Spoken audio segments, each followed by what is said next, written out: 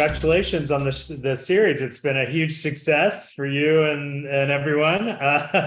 Tell us, set it up a little bit for people who haven't, a lot of people know Yellowstone. This is the prequel.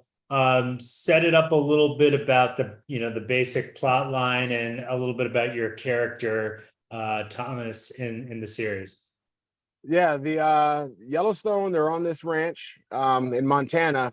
And in the late 1800s, it tells the story, 1883, of how his forefathers became, how they navigated from Tennessee through Fort Worth, Texas, and how they got to Montana. So, and throughout that story, it'll show why that land present day with Kevin Costner's character, why it's so important for them to stay on this land and don't let anyone run them off it.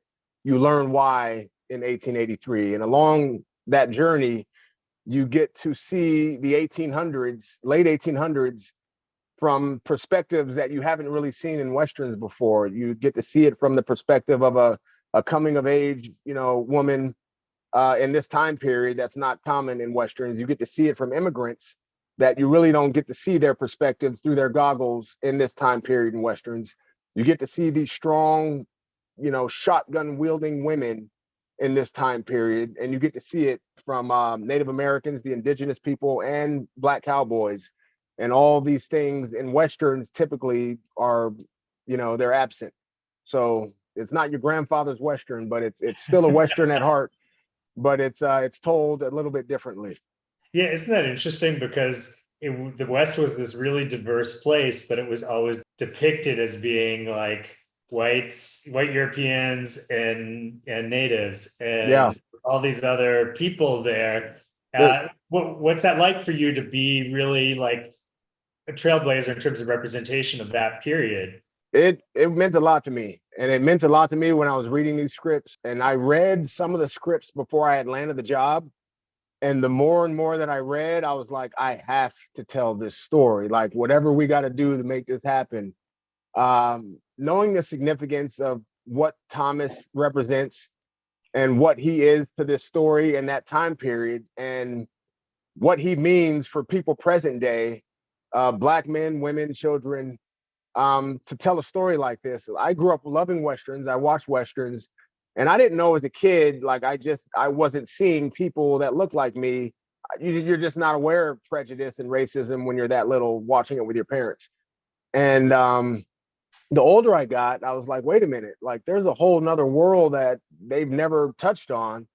And doing research for Thomas, I really, peeled the layers back, and like, then you really find out like African Americans, Black cowboys were one in every four cowboys. And the huge impact they had on building the American West, none of these stories have been told before. So like Taylor writing Thomas the way he did, and to have the story arc that he did, it was huge for me, and it was huge for a lot of other people that I've come across since they've watched it. Yeah, talk a little bit about working with Taylor on the show, and he's a big figure in TV. Talk a little bit about what it's been like to work with him. Taylor's great, man. He just he tells a truthful story, and it's an honest story, and it's an authentic story, and he's a cowboy. So a lot of the stuff that we did, I think we've only spent in 1883 like 5 or 7% indoors actually filming. Like we weren't in studios, and we were outside.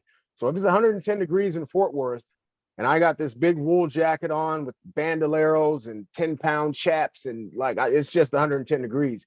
If you're in Montana and it's 10 degrees and wind, 60-mile-per-hour winds, and you're on top of this mountain with snow flurries, and you got dialogue and you got shootouts with bandits, like it was all real and authentic. And I think my favorite character in this storyline was nature, was the mountains, was the land, and it was just so much story being told in the quiet moments that usually with present day shows are filled with a lot of talking back and forth and, explaining this and explaining that. The quiet moments in 1883, I think, says more than the dialogue, and nature and the cinematography had a lot to do with that. And that was Taylor.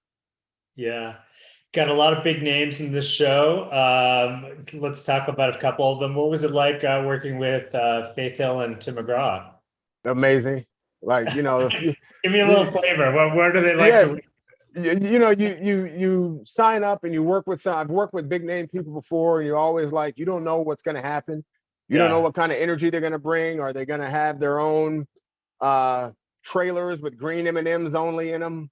Are they gonna, like, they don't want to be associated with the rest of the cast because they are who they are. They're mega. And then you meet Tim and Faith, and it's like any they were like salt of the earth people. They were just great people that we all bonded. Me and Tim talking sports, baseball. Faith's just, one of the guys. Like, we all were together all day, every day. There was no, you know, I don't know, like working with mega stars like that. You have an idea like they might not want to hang around us regular folk, while we're not filming. But that was the exact opposite. Karaoke night during cowboy camp, like Tim and Faith were the first ones up there. You learn not to go behind them in karaoke night. You either go before or you wait way after. But all having beers together and just like, it was family. And that family has kept going since we've wrapped and we've long been done with filming. I've seen and hung out with them a couple times, and we're trying to plan to see each other again. Like, it's all family now. Sam, the same thing. Me and my son went over Sam's house. He's playing in the yard. It's just hit him up the other day for his birthday. Like, it was a bond on that show, and that's not going to stop just because we finished filming.